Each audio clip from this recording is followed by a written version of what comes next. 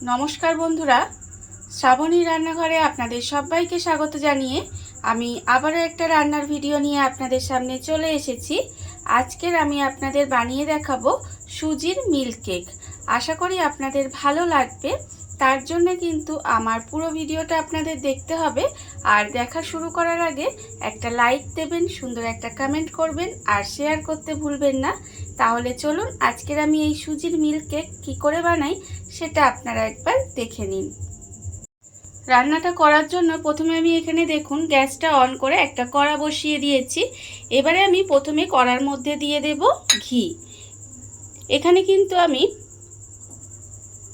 2 থেকে আড়াই চামচের মতো ঘি আমি রেখেছি। সেই ঘিটা আমি কড়াই দিয়ে দেব পুরোটা। দিয়ে ঘিটাকে কিন্তু আমাকে একটু গরম করে নিতে হবে। ঘিটা আমার এখানে দেখুন গরম হয়ে গেছে। এইবারে আমি এর মধ্যে দিয়ে দেব সুজি।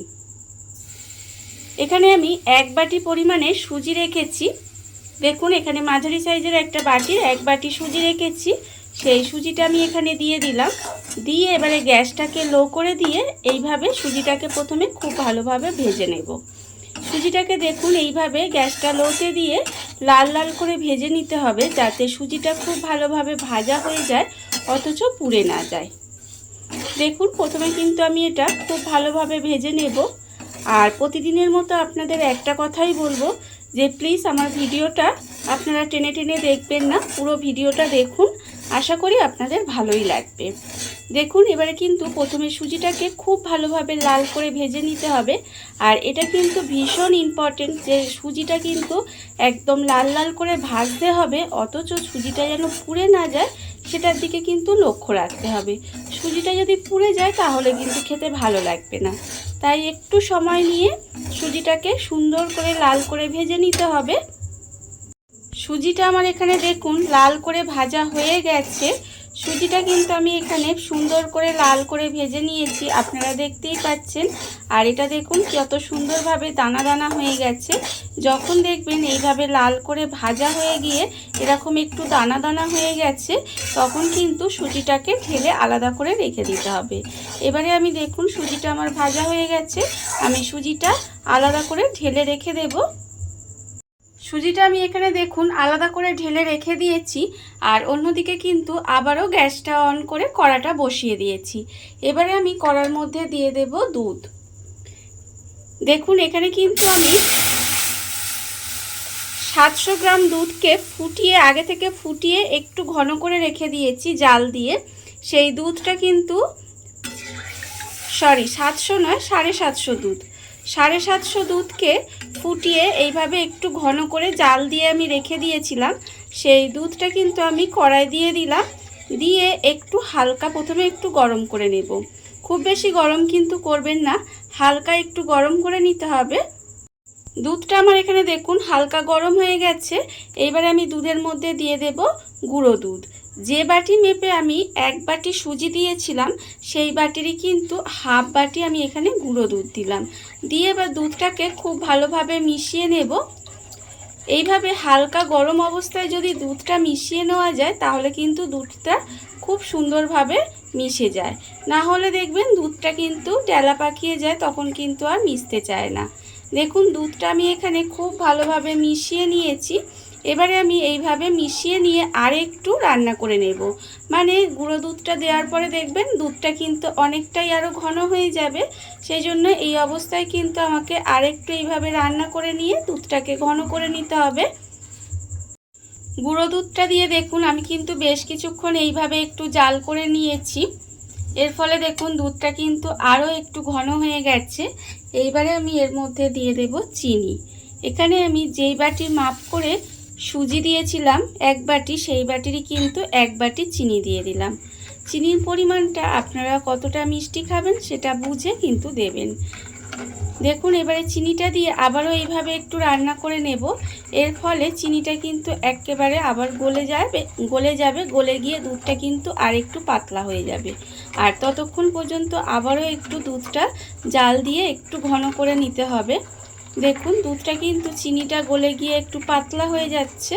এইবারে কিন্তু আবারও বেশ কিছুক্ষণ এইভাবে একটু জাল করে নেব, যাতে দুধটা আবারও একটু ঘন হয়ে যায়। সেই পর্যন্ত কিন্তু একটু জাল দিয়ে নিতে হবে। দুধটা আমি এখানে দেখুন আবারও কিন্তু বেশ কিছুক্ষণ এইভাবে জাল দিয়ে ঘন করে নিয়েছি। এবারে আমি এর মধ্যে দিয়ে দেব এলাচের দানা। এখানে আমি 2টো এলাচের দানা এইভাবে এর মধ্যে দিয়ে দিলাম। ছোট এলাচ ফাটিয়ে তার ভেতর থেকে দানাগুলো বের করে নিয়েছি, নিয়ে এইভাবে দুধের মধ্যে দিয়ে দিলাম। এতে কি হবে, এর ফ্লেভারটা কিন্তু খুব সুন্দর আসবে। দেখুন এটা কিন্তু দানাগুলো দিয়েও খুব ভালোভাবে মিশিয়ে দিয়েছি। এইবারে আমি এর মধ্যে দিয়ে দেব সুজিটা।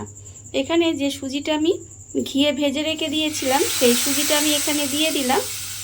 দিয়ে খুব ভালোভাবে কিন্তু এর সঙ্গে দুধের সঙ্গে মিশিয়ে দেব। মিশিয়ে এইভাবে কিন্তু রান্নাটা করে যেতে হবে। এইভাবে খুন্তি দিয়ে নেড়ে নেড়ে একটু রান্নাটা করে নিতে হবে।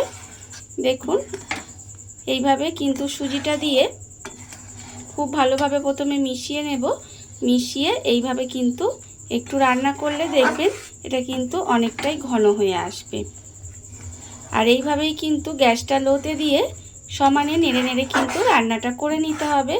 আর এইভাবে যে কড়াইয়ে যে দুধের এটা লাগছে সেটা কিন্তু এইভাবে খুন্তি দিয়ে চেঁচে চেঁচে আবার এর সঙ্গে মিশিয়ে দিতে হবে। ঠিক এইভাবেই কিন্তু সুজিটা বেশ কিছুক্ষণ এইভাবে একটু রান্না করে নেব। দুধের মধ্যে দেখুন সুজিটা দিয়ে কিন্তু এইভাবে একটু রান্না করে নিয়েছি। আপনারা দেখতেই পাচ্ছেন এটা কিন্তু রান্না হয়ে এরকম মন্ড মতো তৈরি হয়ে গেছে। যখন দেখবেন এইভাবে মন্ড মতো হয়ে কড়া থেকে উঠে আসছে তখন কিন্তু বুঝতে হবে রান্নাটা আমার একদম রেডি হয়ে গেছে। দেখুন এটা কিন্তু আস্তে আস্তে দেখতেই পাচ্ছেন যে কড়া থেকে ছেড়ে দিচ্ছে। এইভাবে কিন্তু ঠিক এই পর্যন্ত কিন্তু রান্নাটা করে যেতে হবে। দেখুন আমার কিন্তু রান্নাটা একেবারে রেডি হয়ে গেছে। এইবারে আমি এটাকে একটা জায়গার মধ্যে ঢেলে নেব। সুজিটা দেখুন আমি কিন্তু একটা প্লেটের মধ্যে নামিয়ে একটু ঠান্ডা করে নিয়েছি। এইবারে আমি দেখুন একটা প্লাস্টিকের টিফিন বক্স নিয়ে নিয়েছি। তার মধ্যে কিন্তু একটা সাদা কাগজ দিয়েছি আর দিয়েছি তার মধ্যে অল্প ঘি মাখিয়ে কাগজটার মধ্যে রেখে দিয়েছি। আমি যেহেতু এখানে প্লাস্টিকের টিফিন বক্স ব্যবহার করেছি সেই জন্য কিন্তু এটা একটু ঠান্ডা করে নিয়েছি। আর আপনারা যদি অন্য কোনো জায়গা নেন তাহলে কিন্তু ঠান্ডা করার দরকার নেই, এই অবস্থায় কিন্তু এর মধ্যে ঢেলে দিতে পারেন। এবারে দেখুন এটাকে আমি এটা কিন্তু এখনও একটু গরম আছে, খুব কিন্তু ঠান্ডা হয়ে যায়নি। এই অবস্থায় কিন্তু আমি এর মধ্যে নিয়ে নেব। এর মধ্যে নিয়ে নিতে হবে। নিয়ে এবারে একটা খুন্তির সাহায্যে আমি কিন্তু এটাকে চেপে চেপে সমান করে সেট দিয়ে দেব। দেখুন এইভাবে কিন্তু আমি এটা নিয়ে নিলাম। নিয়ে এইভাবে কিন্তু চেপে চেপে সমান করে দিতে হবে। সমান করে সুন্দর করে এটাকে সেট করে নিতে হবে। আর এটাই কিন্তু আমি এর মধ্যে দিয়ে সমান করে সেট করে নেব।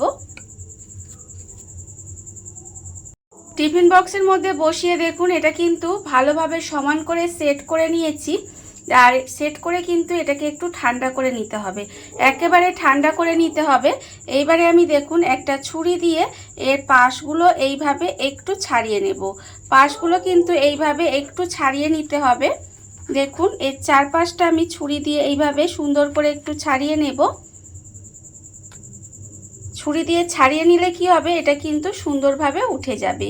সেই জন্য এই চার ধারটা প্রথমে খুব ভালোভাবে ছাড়িয়ে নেব। ছাড়িয়ে নিয়ে কিন্তু এটা আমি দেখুন প্লেটের মধ্যে উল্টে নেব।